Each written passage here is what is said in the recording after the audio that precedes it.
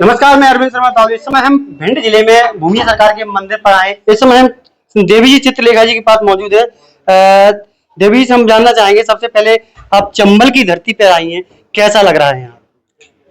देखो जी, बड़ा ही ऐतिहासिक कार्यक्रम हुआ है भूमिया धाम सरकार के माध्यम से, और पूरे क्षेत्र में इसकी चर्चा है लोगों के बीच में। लोग बढ़ चढ़ करके आए और इतनी बड़ी संख्या में सब कुछ सुरक्षित आनंद से पूरा हुआ।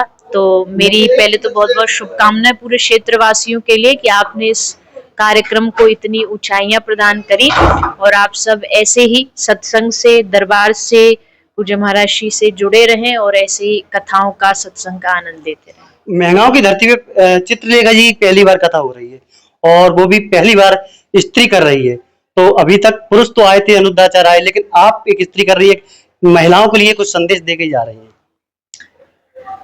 देखिए, भगवान की कथा तो भगवान की कथा है, पुरुष करे स्त्री करे, क्योंकि भगवान की कथा गाने का अधिकार सबको ही है।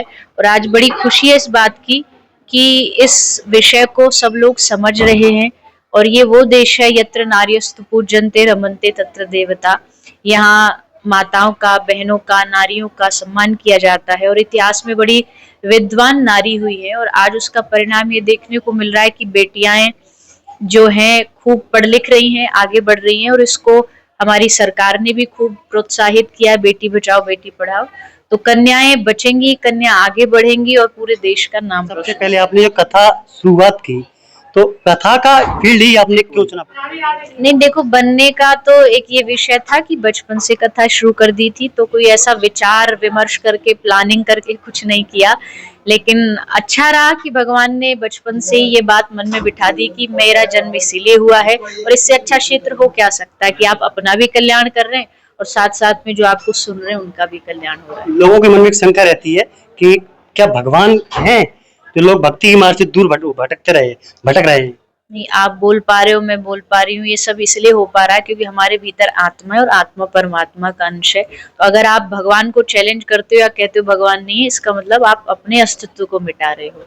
तो हमारा होना ही इस बात का प्रमाण है कि प्रभु है। भूमि सरकार मंदिर के हरिओम दास जी पीठाधीश महाराज है, इस समय भिंड जिले में दिव्य दरबार लगा रहे हैं, लोगों की कई समस्याएं भी सुन रहे हैं। तो महाराज जी के बारे में आप क्या विचार रखते हैं? देखिए, दो चीजें हैं। एक तो साधु का जन्म भी संसार में कल्याण के लिए होता है, संत परम हितकारी जगत माही। तो आपके द्वारा जो दरबार लगा करके लोगों की पीड़ाएं, उनका कष्ट, उनको मार्गदर्शन दिया जा रहा है, वो सारा क्षेत्र और पूरा भारतवर्ष उसको सदा सर्वदा याद रखेगा।